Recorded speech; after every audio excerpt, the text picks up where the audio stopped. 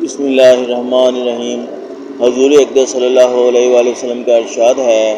کہ نہیں ہے کوئی گناہ جو زیادہ مستحق اس بات کا ہو کہ اس کا وبال آخرت میں ذخیرہ رہنے کے باوجود دنیا میں اس کی سزا بہت جلد نہ بھگتنی پڑے، ان دو کے علاوہ ایک ظلم، دوسرا قطع رحمی۔ حضور اقدس صلی اللہ علیہ وآلہ وسلم کا ارشاد ہے کہ نہیں ہے کوئی گناہ جو زیادہ مستحق اس بات کا ہو کہ اس کا وبال آخرت میں ذخیرہ رہنے کے باوجود دنیا میں اس کی سزا بہت جلد نہ بھگتنی پڑے، ان دو کے علاوہ ایک ظلم، دوسرا قطع رحمی۔ فائدہ، یعنی یہ دو گناہ ظلم اور قطع رحمی ایسے ہیں کہ آخرت میں تو ان پر جو کچھ وبال ہوگا وہ ہو ہی گا، آخرت کے علاوہ دنیا میں بھی ان کی سزا بہت جلد ملتی ہے۔